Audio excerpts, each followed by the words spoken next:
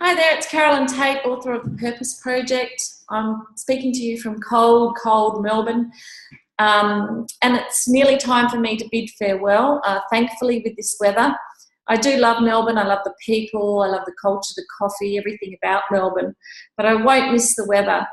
And it's time for me to practice what I preach in my book. And so I'm going on the 100,000 Impacts Tour.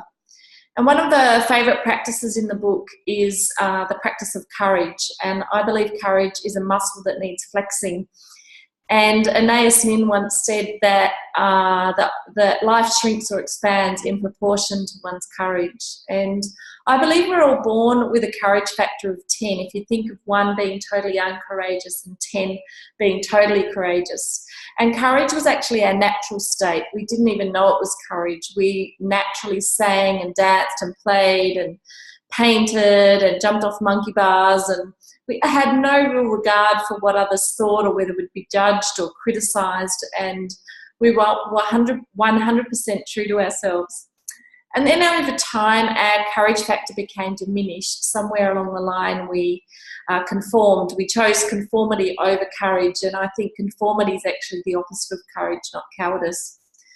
And we became more concerned with pleasing others, avoiding criticism or judgment, fitting in, and taking a more preordained path.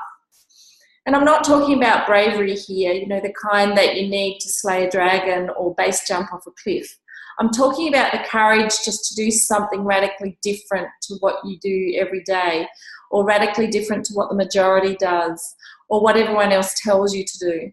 And what happens over time is we end up with a courage factor of about 2 or 3.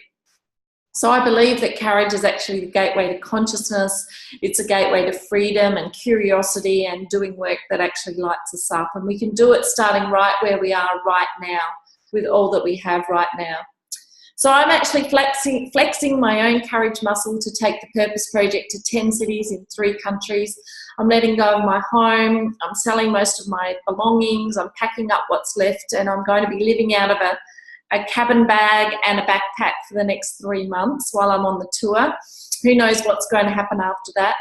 And I think perhaps a few months ago I'd say that my courage factor was around 5 or 6, but I think that with this tour I'm going to up the courage factor by at least a couple of notches, and I'll be able to report to you how that goes on my journey.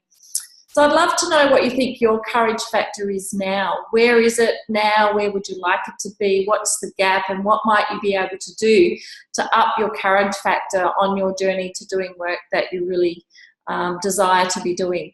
I'd love to know. Post your comments, connect with me, follow me on the tour. I'd love to hear how you're progressing. Thanks, and see you on the journey.